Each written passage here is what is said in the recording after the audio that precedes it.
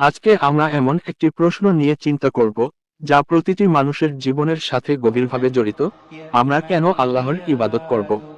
এই প্রশ্নটির হয়তো অনেকে মনে মনে করে, কিন্তু তার উত্তর নিয়ে ভেবে দেখে না। এক মুহূর্ত থেমে নিজেকে প্রশ্ন করুন, আমি কেন এই দুনিয়ায় এসেছি? আমার জীবনের উদ্দেশ্য কি? আমি প্রতিদিন যা করছি, খাওয়া, ঘুম, কাজ, এগুলোই কি আমার জীবনের শেষ লক্ষ্য? নাকি এর পেছনে কোনো গভীরতর কারণ আছে? ভাবুন তো, এই বিশাল মহাবিশ্ব, কোটি কোটি তারা, গ্যালাক্সি, সূর্য, চাঁদ, পৃথিবী, সবকিছু এক অদৃশ্য নিয়মে ঘুরছে। কোনো কিছুই এলোমেলো নয়। রাতের পর দিন আসে, দিন শেষে রাত নামে। আমরা শ্বাস নিচ্ছি, হৃৎপিণ্ড ধুকপুক করছে, চোখে আলো পাচ্ছি। এই সব কিছু কি নিজেরাই ঘটে যাচ্ছে? না, এর পেছনে আছেন একজন মহাশক্তিধর স্রষ্টা। তিনি হলেন আল্লাহ। এখন প্রশ্ন হলো, যিনি আমাদের সৃষ্টি করেছেন, যিনি আমাদের সব দিয়েছেন, তার প্রতি আমাদের করণীয় কি? কোরআনের উত্তর দিয়েছে স্পষ্টভাবে, আমি জিন ও মানুষকে সৃষ্টি করেছি শুধু আমার ইবাদতের জন্য। সূরা আয-যারিয়াত 51-56। তাহলে আমাদের জীবনের মূল উদ্দেশ্যই হলো আল্লাহর ইবাদত করা। এক, ইবাদত মানে কি? অনেকেই ভাবে ইবাদত মানে শুধু নামাজ, রোজা বা হজ। কিন্তু ইবাদতের অর্থ অনেক বড়। ইবাদত মানে আল্লাহর আদেশ মেনে চলা, তার সন্তুষ্টি অর্জন করা এবং জীবনকে তার ইচ্ছার সঙ্গে মিলিয়ে নেওয়া। যখন আপনি সৎভাবে ব্যবসা করেন, পিতামাতার খেদমত করেন, হারাম থেকে বাঁচেন, এসবও ইবাদত। দুই, আল্লাহ কি আমাদের ইবাদতের প্রয়োজন বোধ করেন? না, আল্লাহ পরিপূর্ণ। আমাদের ইবাদত না করলেও তার কিছু যায় আসে না। ইবাদত আসলে আমাদের নিজেদের প্রয়োজন। যেমন, আমরা নামাজ পড়ি যাতে আমাদের আত্মা শান্ত হয়। আমরা যাকাত দিই যাতে লোভ কমে এবং গরিবের অধিকার পূর্ণ হয়। আমরা রোজা রাখি যাতে ধৈর্য ও আত্মনিয়ন্ত্রণ শেখা যায়।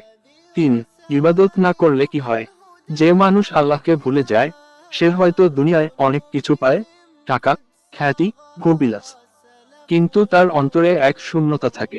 কোরআন বলে, যে আমার স্মরণ থেকে বিমুখ হবে, তার জন্য হবে সংকীর্ণ জীবন।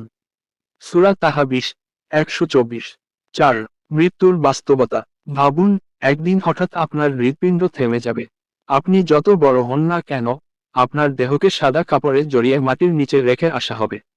সেই সময় আপনার সঙ্গে যাবে না ব্যাংক ব্যালেন্স, গাড়ি বাড়ি বা সোশ্যাল মিডিয়ার ফলোয়ার। সেই সময় শুধু আপনার ইবাদত, সৎকর্ম আর আল্লাহর রহমতই আপনাকে বাঁচাবে। পাঁচ, ইবাদত আমাদের কি শেখায়? অহংকার ভাঙে। আমরা যখন সেজদায় মাথা রাখি, বুঝি আমরা কত ছোট। গুনাহ থেকে বাঁচায়। ইবাদত আমাদেরকে হারাম পথ থেকে ফিরিয়ে আনে।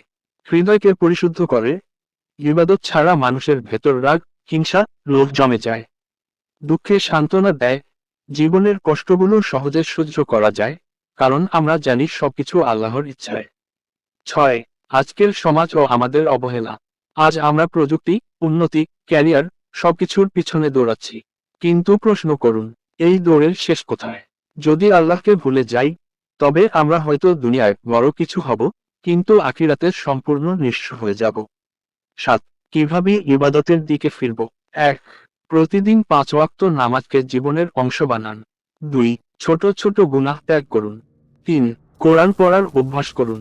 4, নিজের জীবনের লক্ষ্য স্পষ্ট করুন, আমি দুনিয়ার জন্য না, আখিরাতের জন্যও বাঁচব। 8, শক্তিশালী সমাপ্তি, এন্ডিং কল। একদিন আমরা সবাই মৃত্যুর স্বাদ অনুভব করব। সেই দিনের জন্য প্রস্তুতি ছাড়া জীবন কেটে ফেলবেন না। আজ থেকে সিদ্ধান্ত নিন, আমি আমার স্রষ্টাকে চিনব, তার ইবাদত করব এবং তার সন্তুষ্টিকে আমার জীবনের আসল লক্ষ্য করব। যারা ইবাদতকে অবহেলা করে, তাদের জন্য সবচেয়ে বড় আফসোস হবে সেই দিনে, যখন তারা আল্লাহর সামনে দাঁড়াবে। কিন্তু তখন আর ফেরার সুযোগ থাকবে না। তাই আসুন, আজই পরিবর্তন শুরু করি। আজ থেকে আল্লাহর দিকে ফিরে আসি। আজ থেকে ইবাদতকে ভালোবাসি। আজ থেকে আমরা শুধু বাঁচব না, সঠিক উদ্দেশ্যে বাঁচব।